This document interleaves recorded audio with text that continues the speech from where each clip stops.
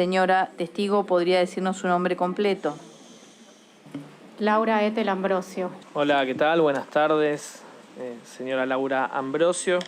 Voy a tratar de ser rápido porque sabemos que tiene los tiempos limitados, pero bueno, usted sabe que este presente juicio se investiga como causal de mal desempeño los incumplimientos sistemáticos y deliberados en el ejercicio del poder y tutela y contralor administrativo, entre otras cosas, sobre la obra social del Poder Judicial de la Nación, y usted es trabajadora del Poder Judicial de la Nación, de la ciudad, afiliada a la obra social, y en ese marco es que le voy a desarrollar una serie de preguntas.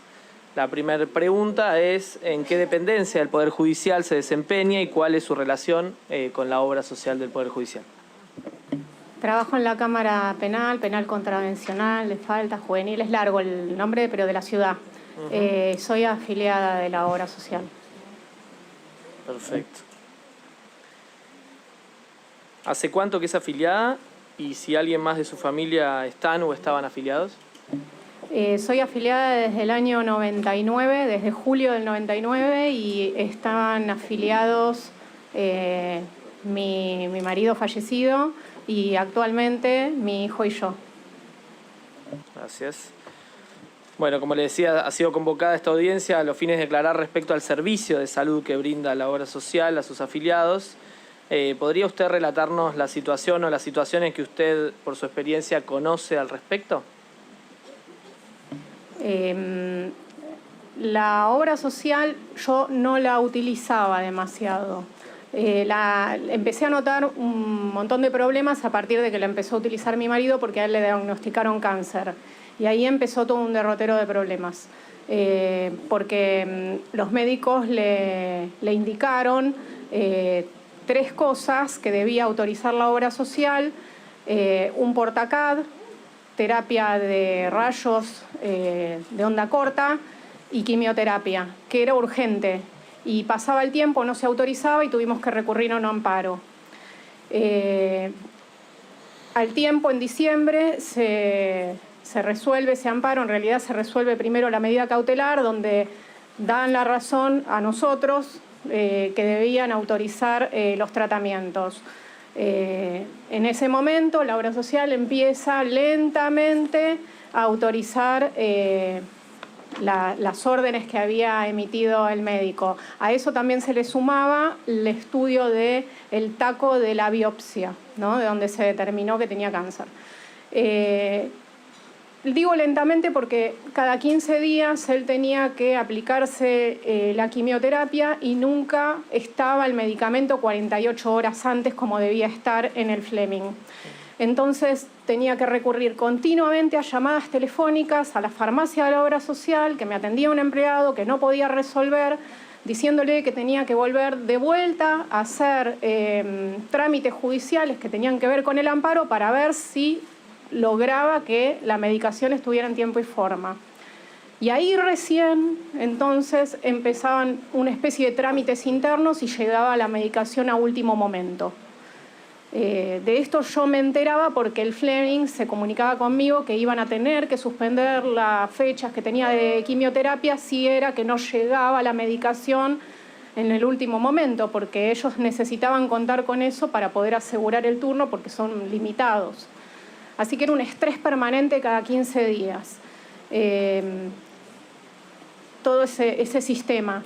Y esto se veía agravado en que, como mi marido estaba enfermo, yo tenía que cumplir las funciones de él, más las mías, más el trabajo, porque no tengo a nadie que me asista en las tareas familiares. Entonces, encima, el estrés de luchar contra una obra social que tenía cobertura, pero que no la brindaba. Entonces, era enloquecedor. Eso fue el problema que yo tuve en un principio. Después de eso, él, de esta manera, regañadientes, logra las terapias cada 15 días de quimioterapia. Pero en abril del año pasado, el 14 de abril creo que fue, cuando inician las Pascuas de ese año, él tiene un comportamiento extraño, entonces yo lo llevo a la guardia y queda internado en el Fleming. Y ahí queda internado durante 15 días, donde al principio no sabían que si el tumor había llegado al sistema nervioso o no, entonces le empezaron a hacer una serie de estudios. El tumor no había invadido el sistema nervioso, pero logran determinar que estaba transitando un cuadro psiquiátrico. Entonces lo mantienen durante 15 días aproximadamente entre que ingresó y fue dado de alta en el Fleming para estabilizarlo y darle una medicación como para ver si lo podían encauzar por ese lado, y suspenden la quimioterapia porque no podían hacer las dos cosas a la vez. A los 15 días, el día 29 de abril, le dan de alta y modifican la internación como internación domiciliaria. Le dan de alta en el tratamiento psiquiátrico. No le dan de alta en el tratamiento psiquiátrico, en la internación nada más. Perfecto. Él continúa con el tratamiento psiquiátrico, pero en modo domiciliario. Y ahí otro caos, porque la internación domiciliaria es eso, es una palabra, internación domiciliaria. Después era yo asistiéndolo en todo sentido, porque no mandaron en ningún momento enfermero pese a las reiteradas llamadas y reclamos que hice. El médico clínico venía una vez por semana, pero no más de 4 al mes, donde solamente se dedicaba a ver si tenía medicación suficiente para prescribir medicación, pero no hacía otra cosa más que eso. No es que era revisado, se veía si se podía seguir de esa manera o había que cambiar o aplicar métodos paliativos, nada. Y aparte tenía que venir un psiquiatra que nunca apareció, recién en el último momento aparece después de un montón de reclamos, porque tenían que ver si las dosis que le estaban dando de medicación psiquiátrica que le había empezado a tomar en ese momento estaban siendo las correctas, porque la medicación psiquiátrica se revé continuamente hasta que se estabiliza. Bueno, no venía el psiquiatra. Entonces, ante toda esta situación, empiezo a buscar un lugar de cuidados paliativos. Me vuelvo a comunicar con la obra social. No tenía cobertura de un lugar donde pudiera estar para ser atendido en forma paliativa. Y no me acuerdo si ahora se me escapa algún que otro detalle, pero... Cuando usted, 2 o 3 preguntas más, y cuando usted dice todo esto que relata es después de aquel amparo. Después del amparo, sí. Que tuvo resultados positivos, sí. Pero usted dice, bueno, esto era a regañadientes. Todo era a regañadientes, porque... ¿Qué quiere decir a regañadientes? Que si yo no llamaba y pedía y reclamaba y amenazaba con ir de vuelta por la vía judicial, las cosas no aparecían. Y así todo, después cuando se hace la internación domiciliaria, las cosas nunca aparecieron porque ellos decían que no se cubrían. Y no hubo ni tiempo de hacer un amparo, porque él murió a los 2 meses. Claro. ¿Cuáles eran los carriles con los que usted, a través de los cuales usted reclamaba o se contactaba con la obra social? En vía telefónica o por mail. ¿O por mail? Sí, hay un mail para internación domiciliaria y después en vía telefónica, pero ellos tienen también como unas divisiones dentro de lo que es cada departamento, donde están encargados de distintas cosas. Entonces, por ejemplo, cuando yo averiguaba por un lugar de internación para cuidados paliativos, ellos me mandaron para un lugar, para una dependencia interna, ¿no? de la obra social que se dedica a administrar lugares de internación, pero ninguno se ajustaba a lo que nosotros necesitábamos, porque eran geriátricos, había que pagar también un montón de dinero que excedía lo que yo ganaba por mes, claro. O sea que era imposible el acceso. En definitiva, no tenía cobertura. ¿Pensó en hacer otro amparo o alguna otra acción judicial? Sí, pensamos en hacerlo. Lo que pasa es que no nos dio tiempo porque hasta ni siquiera llegamos a tener el certificado de discapacidad porque se murió antes. ¿Usted sabía de la existencia de algún canal informal en la Corte para acceder a las prestaciones de la obra social o resolver problemas? No. Y por último, yo creo que igual ya lo dijo un poco, pero más allá de los hechos concretos y administrativos desde el humano, ¿no? ¿Cómo fue a atravesar todo este proceso usted con con su hijo. No, fue terrible porque no daba abasto. Me sentía un pulpo en algún momento tratando de cubrir agujeros de un barco que se estaba hundiendo porque no era imposible, me tenía que trabajar y porque licencia por familiar enfermo son 20 días al año nada más, entonces agoté toda la licencia que me quedaba extraordinaria compensatoria más eso y en un momento me vi sin ningún tipo de apoyo.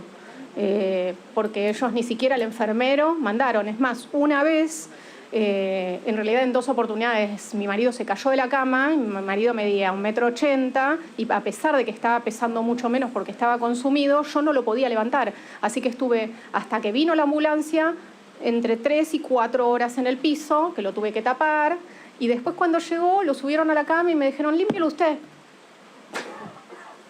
Así fue todo el manejo.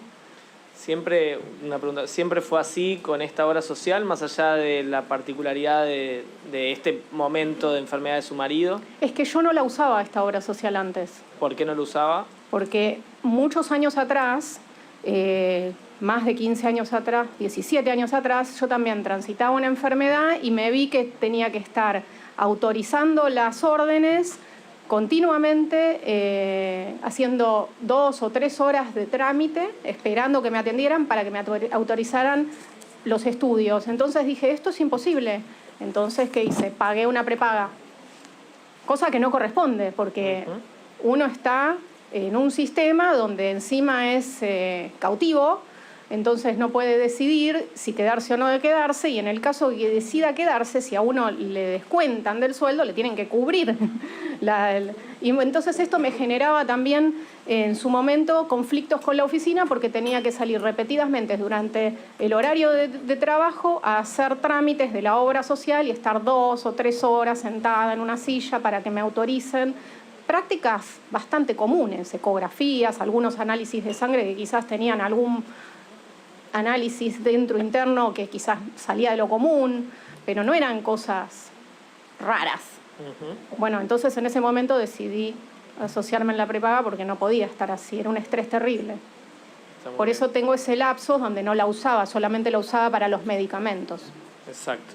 Y después sobre el final de la enfermedad de su marido, usted decía que él recibió cuidados paliativos. Él recibió cuidados paliativos, pero en una institución que se mantiene por donaciones, que no tenía nada que ver con la obra social, porque cuando intentamos también ir por la obra social, ellos habían tenido un prestador muchos años antes, pero dejaron de tenerlo, que era el único, que creo que se llama cuidados paliativos, así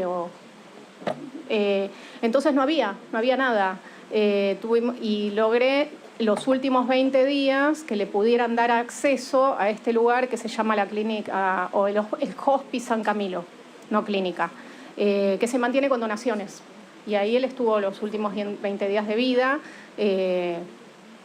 sin ninguna injerencia de la obra social.